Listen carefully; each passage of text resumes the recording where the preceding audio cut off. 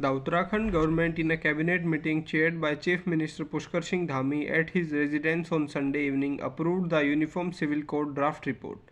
The draft, which a five-member UCC panel had submitted to the government on Friday, will now be tabled during a specially convened assembly session scheduled for February 6. After the assembly passes it, it becomes an act. Uttarakhand will become the first state post-independence to implement UCC. Government of Assam and Gujarat have also shown interest in adopting the Uttarakhand's UCC model. Sunday evening's meeting came as a surprise to many since it was being surmised that the cabinet, which had convened on Saturday without taking up the UCC issue, would now pass the draft on Tuesday when the assembly session was called. Sources said the cabinet was convened on Sunday with a single agenda to endorse the UCC draft report, adding that prior to the official note, the entire cabinet was given a detailed presentation of the report. Notably, there was no official briefing following Sunday's cabinet huddle. The UCC draft committee, headed by retired Supreme Court Judge Justice Ranjan Prakash Desai, has submitted the 740-page report divided in 4 volumes on February 2. The submission of the draft culminated at almost 2 years process, which started on May 27, 22. Ahead of Monday's crucial floor test, the governing alliance comprising JM, Congress, RJD in Jharkhand concluded their resort politics Sunday evening, flying their MLAs back to Ranchi well in time amid concerns over potential last-minute challenges, particularly in element weather. New CM Champai Soren, granted 10 days by the governor for the test, opted to hold it on the first day of the session. Shakti Peeth Kamakhya, an ancient hilltop shrine overlooking the Brahmaputra in Guwahati, will become the gateway of tourism in northwest. PM Narendra Modi declared Sunday while launching rupees 11,000 crore worth of projects in Assam that include the Kashi Vishwanath inspired Kamakhya corridor. Modi said about 8.5 crore devotees visited the Kashi corridor within a year of the project being completed, indicating the difference it made. Likewise, Mahakaleshwar Jyotirlinga in Ujjain reported a footfall of over 5 crore in the past year. More than 24 lakh pilgrims visited Ayodhya in just 12 days after the January 22 consecration of Ramlala, the PM said. Finding a Gatling is not easy, a functioning one even tougher. World's first rapid-firing multiple-barrel machine gun, invented way back in 1862 by an American doctor, was declared obsolete by US Army in 1911. Lighter, even deadlier machine guns were invented, those Gatlings that survived being melted and become collector's item. Less than 20 authentic Gatling survivor, according to this website. Only one is still functional, and it's in India. Cared for by Indian Army in 1986, GOI had turned down an American government request to sell the Gatling for any price, say Army officers. Last Friday, it was on display in Nagpur's Mankapur Sports Stadium, a display item in the Shaurya Sandhya event. Army Chief Manoj Pandey was in attendance. Jabalpur's Ordnance Corps Museum is the Gatling's home, where it is cared for so well that its mechanical parts all work, and it can just as another Gatlings did in the late 19th and early 20th century fire hundreds of rounds, but not at the pull of a trigger.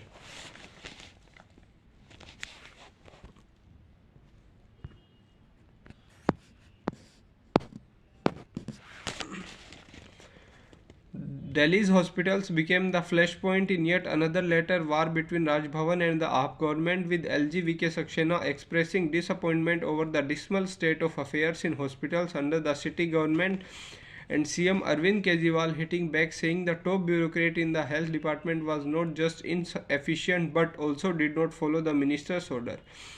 Saksena's missive came on the back of observation made by High Court last month, pulling up Delhi government for presenting an incorrect picture regarding functioning of CT scan machines and availability of beds in its hospitals. The LG said, contrary to the toll claims, the court had yet exposed the rot in the city's government healthcare system. In reply, Kejriwal pointed out that he had been asking for the removal of health and finance secretaries.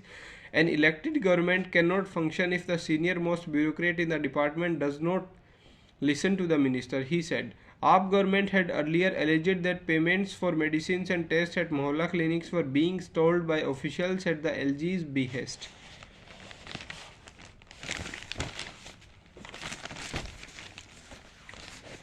Days after Congress MP D.K. Suresh Nationhood for South India remarked, like-minded parties have mooted a proposal to form a forum of southern states to ensure equitable distribution of resources from the centre, including individual tax share from the divisible pool. Baswaraj Rai Reddy, economic advisor to Karnataka CM Siddharamaiah, said the proposal to form an economic alliance of southern states was already on the table for discussion, and the stakeholders wanted Karnataka to take the initiative. Those advocating the forum argue that the move would strengthen the federal fabric while ensuring a say of southern states. The objective of the proposed forum is in the line with the idea of federalism, where all states are assured of equitable rights and appointees. The southern states need a powerful platform since their voices were not being heard, said Rai Reddy.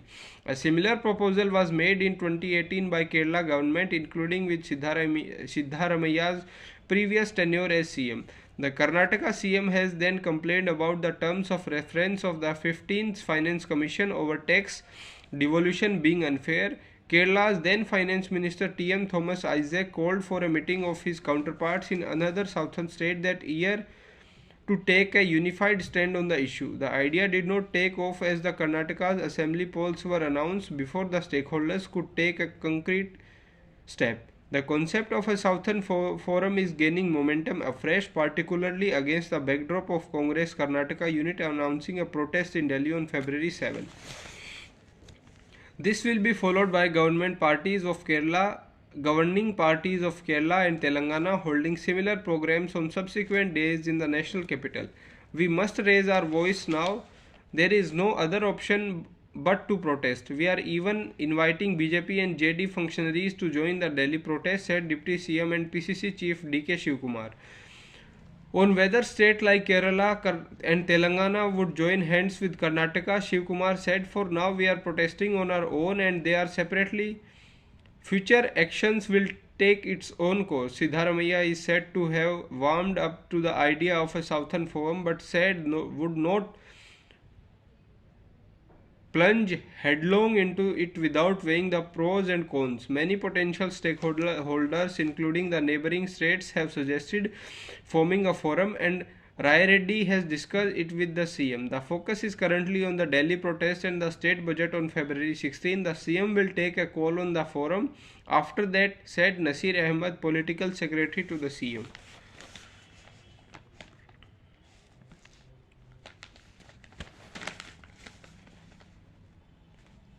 Despite the redwood being an endemic species to Andhra Pradesh, Rayalaseema region, India is importing red sanders from unexpected sources like Malaysia, Myanmar, Slovak Republic and China. Myanmar, Malaysia and China also serve as smuggling destinations for this prized wood, said sources. While exports of red sanders have been fluctuating over the past decade, the Research and Information System for Developing Countries, a Delhi-based autonomous policy research institute, has thrown up interesting information on exports. Apart from Andhra Pradesh, other states like West Bengal, Telangana and Tamil Nadu also export red sanders. According to the data, between 2006 and 19, India has imported 2871 cubic meters of red sanders from Malaysia, 700 cubic meters from China and 400 cubic meters from Myanmar and 17 cubic meters from Slovak Republic. S.K. Mohanty, professor at IRS, said import patterns of red sanders have been inconsistent. To some extent, Japan, South Korea and the US also emerged as export destinations. Mohanty said, adding that most of the exports were in raw form as the value fetched is between rupees 25 to 50 lakh per ton.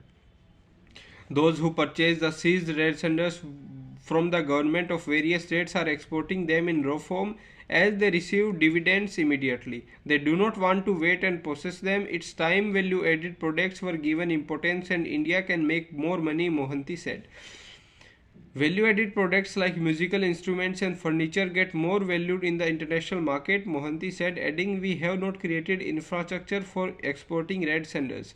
We need precision technology and skilled artisans to cut and carve the wood into a value-added products.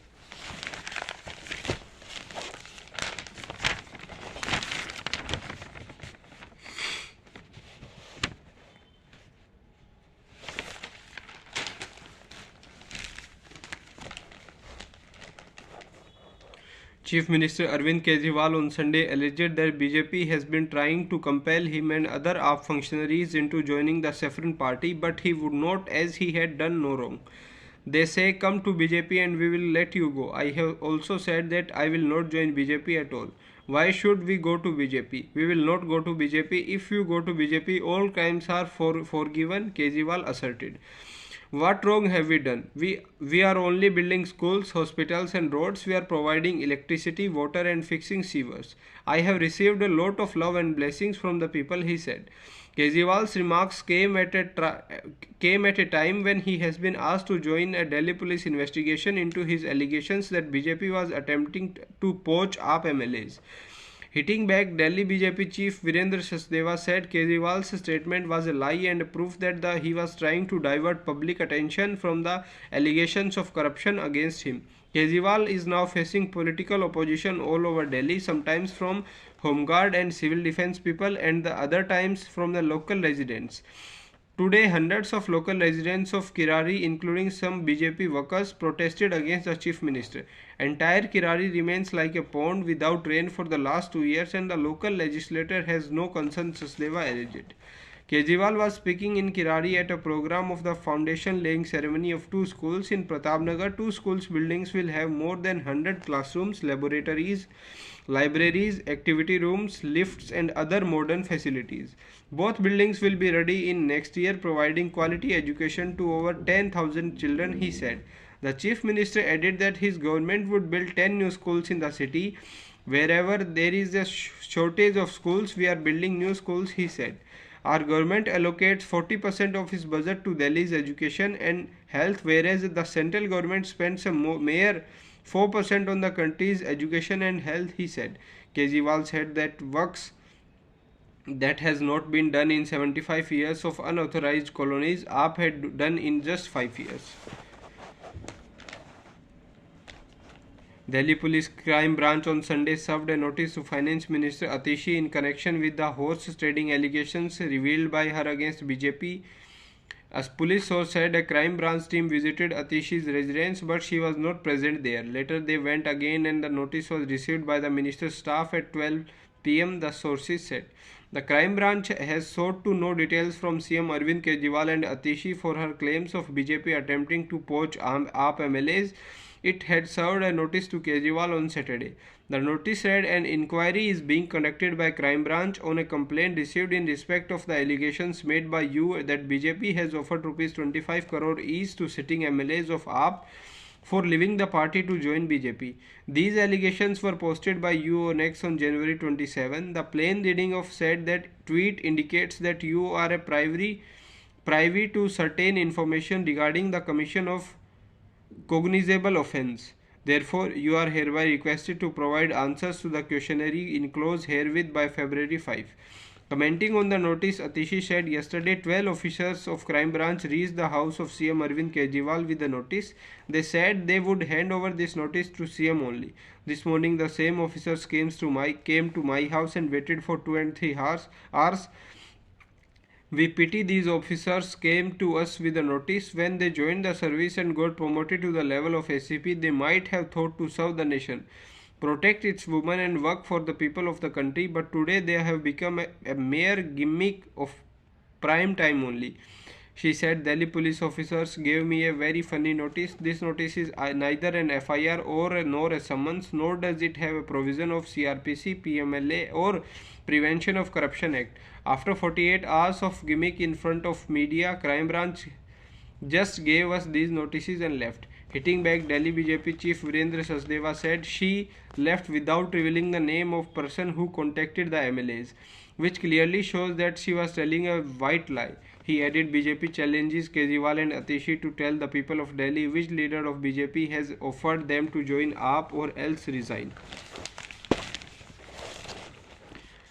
Delhi has lost 29 mm of rainfall in the first 4 days of the month, making it already the wettest February in the last 10 years. A light rainfall in the city on Sunday, Safdarjung recorded 2 mm till this and this.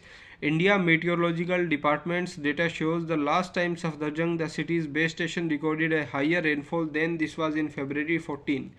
February 23 did not witness a single rainy day, while in February 22 Delhi saw 29 mm of rainfall.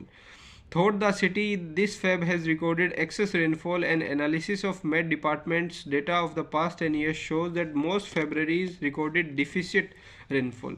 The national capital received rain on Sunday under the influence of an active western disturbance. Palam, Lodhi Road, the Ridge and Ayanagar reported this and this rainfall respectively. Between 8:30 and 5:30 very light rain was recorded. Rain is unlikely from Monday onwards as the impact of the western disturbance would be over. Kuljit Srivastav, scientist and head of Regional Weather Forecasting Center, said the day temperature given the rain dropped to 20 degrees Celsius, 2 degrees below normal. It was 2 degrees lower than on Saturday's maximum temperature. The minimum temperature rose to 11 degrees Celsius, 3 degrees above normal. It was 5 degrees higher than Saturday's minimum temperature. The Met Department has issued a yellow alert for Monday for dense fog in the morning hours. The maximum and minimum temperature are likely to be around 22 and 9 degrees Celsius respectively.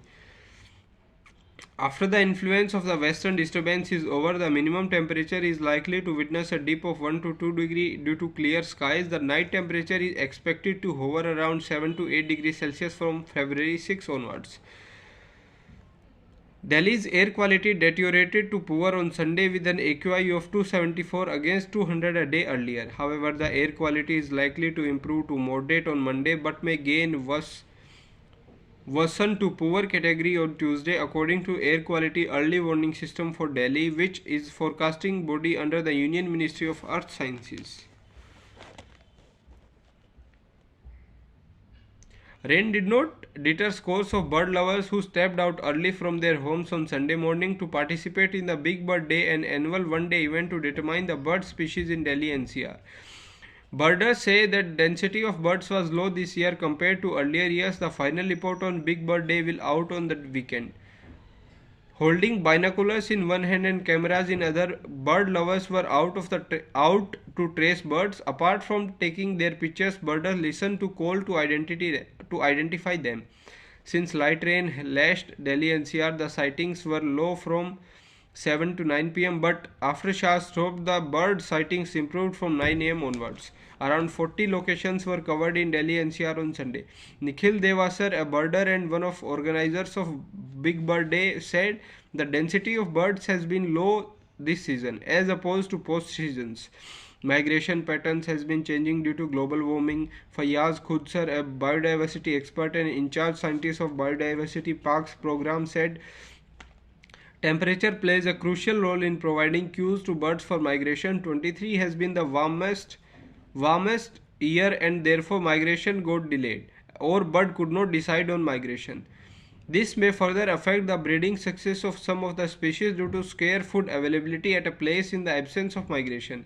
He added copulation may take place during winter, but usually post-winter egg laying is done when Europe and Central Asia is a little warmer and migratory birds return to their homes.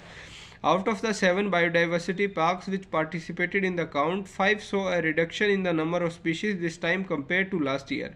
For instance, Yamuna Biodiversity Parks reported 87 species on Sunday compared to 108 recorded last year on the Big Bird Day.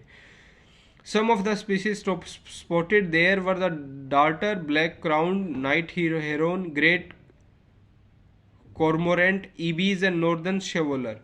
Birder Surya Prakash, who led a team in Dhanuwari, said, though we are drenched, the teams continued to walk in the puddles. The count was low, but we still scored a century.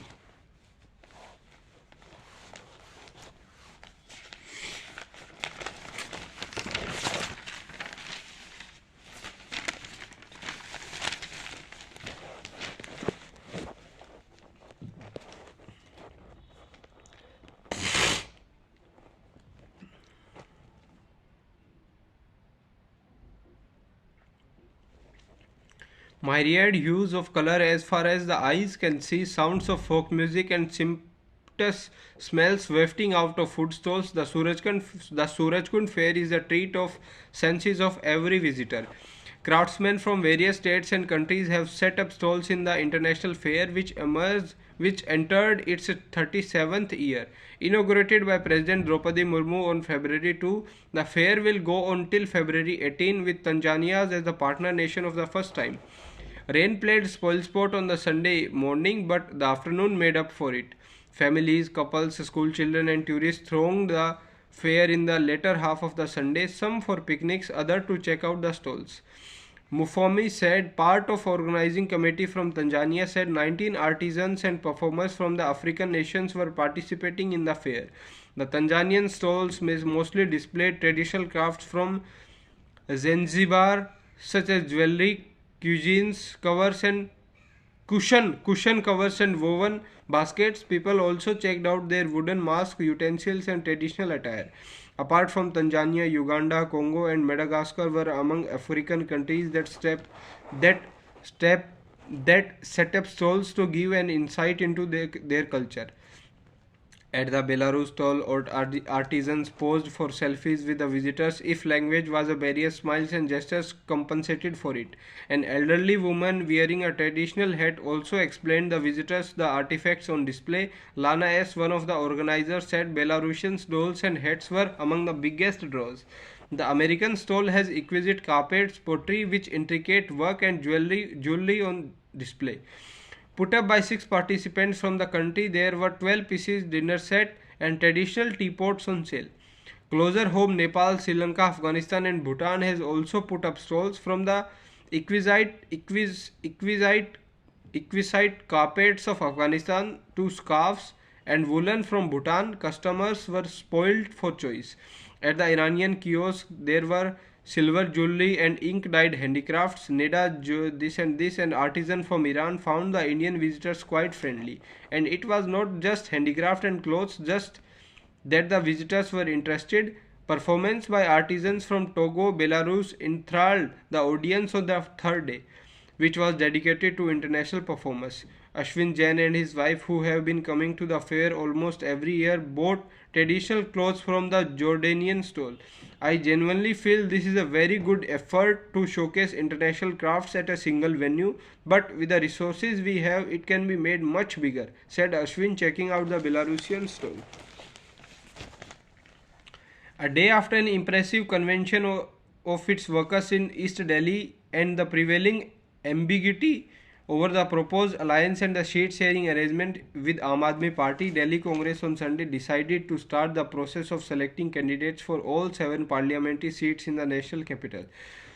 The party urged its workers and functionaries across the city to propose names who they believe can make good candidates in their respective constituencies in the ensuing elections and should be given the party ticket.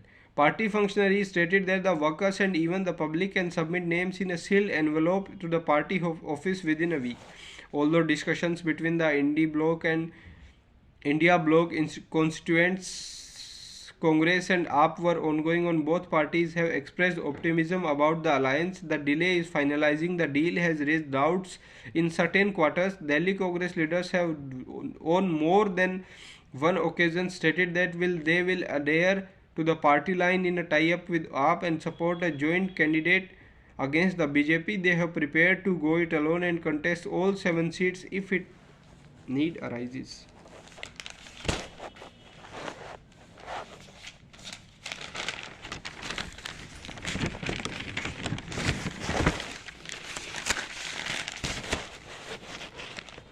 Ahead of Monday's crucial floor test, the governing alliance comprising JM, Congress, RJD in Jharkhand concluded their resort politics Sunday evening, flying their MLAs back to Ranchi well in time amid concerns over potential last-minute challenges, particularly in inclement weather. New CM Champai Soren, granted 10 days by the governor to conduct the floor test after he was sworn in on Friday, opted to hold it on the first day of the Assembly's 2-day special session.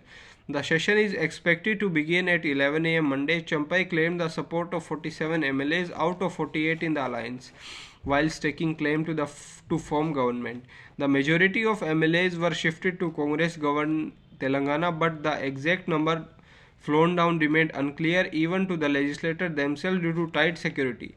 Sources said around 35 MLAs landed in the two chartered flights in Ranchi around 8:50 p.m. after a 2-day stay in Hyderabad resort to avert alleged poaching bids by BJP. The BJP camp claimed disinterest in forming government of or ruling MLAs, citing less than a year tenure of the current assembly. The alliance remains optimistic about the floor test and anticipating the presence of former CM Hemant Soren after PMLA court allowed him to attend the session. Hemant's presence is anticipated to address BJP's accusations ahead of the upcoming Lok Sabha and Assembly polls this year. Hemant resigned from the CM's post and was subsequently arrested by ED in a land scam case on January 27. Jharkhand Assembly, comprising 82 members with one nominated as an effective strength of 80 as a JM MLA, has resigned last December. After disembarking, all MLAs were escorted to Ranchi Circuit House, where they will spend the night. They will be bussed to the assembly together ahead of Monday's special session.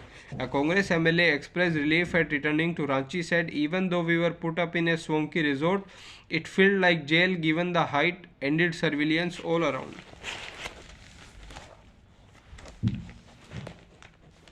Congress on Sunday shifted 16 of its 19 MLAs in Bihar to a resort in Hyderabad to keep its flows together ahead of February 12 trust vote for the new NDA government headed by Nitish Kumar. Sources said some MLAs were allegedly in touch with Nitish JDU. The three other MLAs will join the rest in Hyderabad on Monday, the sources added. Our Bihar MLAs have been shifted to obvious reasons. A senior Congress leader said the MLAs will be flown to Patna on February 12 and taken to the assembly directly from the airport for the trust vote, the sources said. Nitish, who formed his new government with BJP and allies on January 28 after dumping the RJD Congress left Grand Alliance, claims the support of 128 MLAs, more than the majority mark of 122 in the 243-member assembly. But there are apprehensions that some could be absent during the floor test or cross vote. Key figures of Bihar Congress, including State President Akhilesh Singh, are leading the delegation to Hyderabad, the sources said. The MLAs were said to have flown to Telangana from Delhi, where they reportedly met AICC Chief Mallikarjun Kharge on Sunday. Deputy CM Vijay Kumar Singha claimed Congress was scared. It's like holding the MLAs hostage. They don't have trust in them. They must not think the MLAs are bounded laborers, Sinha added. Congress MLA Premchandra Mishra hit back, "NDA should not think about us. We are intact.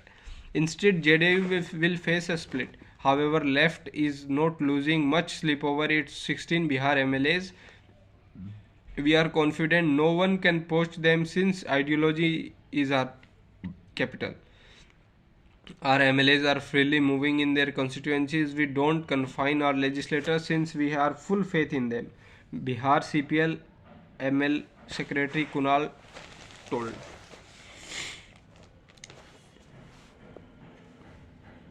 Engineering course aspirants can now make online applications for the JEE Main entrance exam, the deadline for which is March 2. The test will be conducted from April 4 to 15. The January session concluded on February 1. The best of two scores will be chosen for the final merit list. Candidates who have been applied and successfully paid the examination fees for JEE Session 1 and wish to appear for Session 2 are required to log in with the application number and password provided in Session 1.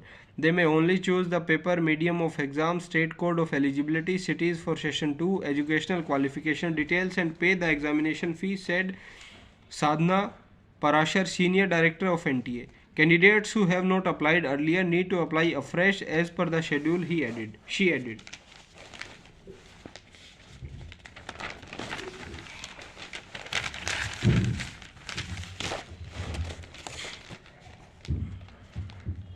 Professor Anil Shahasrabudhe, Chairperson of National Assessment and Accreditation Council and National Board of Accreditation, discusses IIT's debut in accreditation, current system drawbacks and flexibility in the new system in an exclusive interview.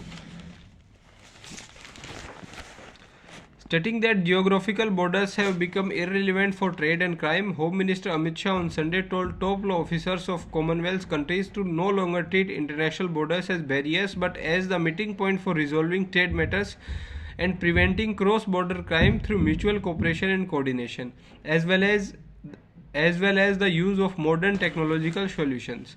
Borders should not be seen as an end but as a means to take a global crime challenge given in the deep contact between a small cyber fraud and global organized crime. Local dispute and cross-border dispute, petty theft and hacking and local crime and international terrorism. Trade, commerce, communication and crime today now know no much geographical barriers. That is why borders should become a meeting point for laws to fight across border challenges, and this meeting point should be decided through discussions. Shah said in his address at the valedictory session of the Commonwealth Attorneys and Solicitor General Conference organized by Commonwealth Legal Education Conference here. He said there should be synergy among the laws of all countries for the sake of reciprocity and justice delivery, stating that India has moved forward on mechanisms to resolve trade disputes and has recently gone for a complete overhaul of its criminal justice system. The Home Minister mentioned that new criminal laws provide for increased use of technology in all aspects. The definitions under these laws covered changes that may happen over the next 100 years, he said. To fight cross-border challenges, criminal justice system of all countries should also change and embrace technology. Laws of 19th century cannot be used to fight crimes of 21st century, Shah said. Giving the example of the new criminal laws, Shah explained that not only technology but collection of forensic evidence has also been made compulsory for all offences, attracting more than 7 years of imprisonment. The forensic infrastructure is in place with 35,000 trained forensic officers passing out from the forensic universities every year, he shared. The concluding session of the conference Sunday was presided over by the President Draupadi Murmu. Justice Ritu Bahari, a senior judge from the Punjab and Haryana High Court on Sunday, assumed the role of Uttarakhand High Court Chief Justice following the Collegium's recommendation and the Union Law Ministry's approval on Friday. She is the first woman to hold the position in the Hill State's judicial history, report said. High Court Chief Justice Vipin Sanghai retired on October 26 last year, after which Senior Judge Manoj Kumar Tiwari was made the acting Chief Justice. Uttarakhand head Governor LG Gurmeet Singh retired administered the oath of the office of the new Chief Justice during a ceremony at the Raj Bhavan.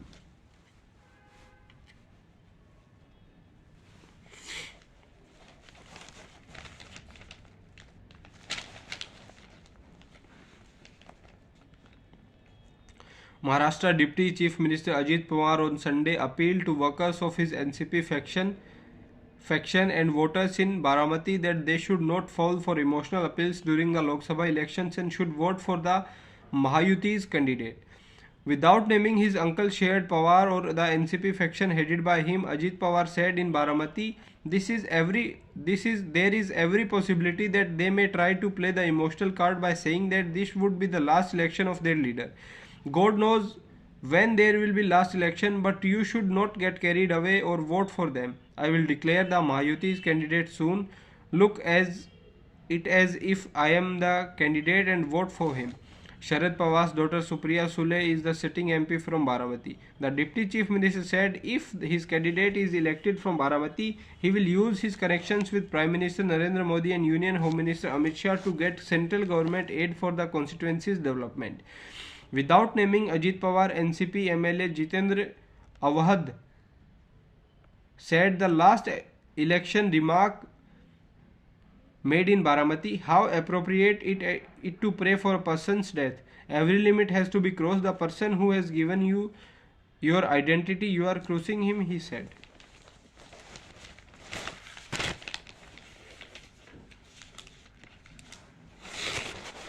The center is likely to give up on the plan to monetize stadiums while reworking the strategy for the iconic Ashoka Hotel in the national capital. It is likely to offer the hotel under the PPP made through a single transaction, sources said. This means the plan to monetize asset for the state-run Ashoka Hotel has been delayed. In October in 21, the center was set to transfer the hotel to private sector on a 60-year contract. The plan included three land parcels to be offered on a long-term lease of up to 90 years for development of serviced apartments, a hotel, and a shopping mall. The earlier plan may have changed, but now after the roadshows, they are looking for monetizing in an integrated way rather than separating parcels and split transactions. The tourism ministry is working on it, said an official aware of the developments. It may be a single transaction now, the official added. In the past, tourism ministry officials were reluctant to push over the monetization, although the property is put to a little use, with government not even willing to list it for the stay or of any of the high profile guests during G20 or other prominent events. The official said the plan to monetize Stadia has been put on the back burner as there is a need to provide training facilities to sportspersons with the emphasis on sports across the country. Under the earlier monetization plan, the center was on the verge of appointing a transaction advisor for Jawaharlal Nehru Stadium and Indira Gandhi Indoor Stadium in the national capital. Two other stadiums in Jarakpur and Bengaluru were also identified. The surplus land at Jawaharlal Nehru Stadium was planned to be used for shopping mall, offices and hostels for sportspersons. The total values of asset considered for monetization by the Sports Ministry under the National Asset Monetization Plan was estimated at rupees this crore in the financial year 22-25. The center has unveiled a rupees 6 lakh crore asset monetization plan over the next 4 years. Assets which have been identified include roads, power, transmission and regeneration, gas pipelines, warehousing, railways, telecom, 25 airports, 31 projects in 9 major ports, coal, mineral, mining, sports stadia, redevelopment of colonies. Only brownfield assets will be considered and land has been left out, and funds raised would be used for building fresh infrastructure. On Friday, DIPM Secretary Tuhin Kanta Pandey said that now realizations from asset monetization and de-investment or privatization have been merged, and there would not be a specific target for disinvestment from now. For next year, the center expects rupees 12,000 or to 15,000 crore from asset monetization transactions.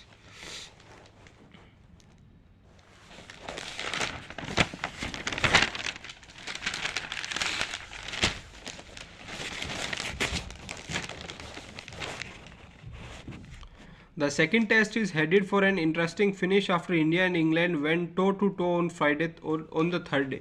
The host, though, will fancy their chances after Shubman Gill's third test century helped them post 255 and set the visiting team a target of 399. R. Ashwin gave India something to cheer in his first over. He got rid of opener Ben Duckett with wicketkeeper K.S. Bharat taking a great catch diving full length to where short leg would have been. England finished the day at 67 for 1, needing 332 more runs with Zach Crowley unbeaten on 29 on a pitch that has witnessed the teams score 973 runs and lose 31 wickets in 3 days for intense action. India has a low trading on their openers when play started, but James Anderson showed why he is still one of the best purveyors of swing bowling even at 41. The lead when India began at 24-0 and was Mesley this and this. Skipper Rohit Sharma was befuddled by an Anderson delivery, just swung in and seemed away just enough to knock back the off stump.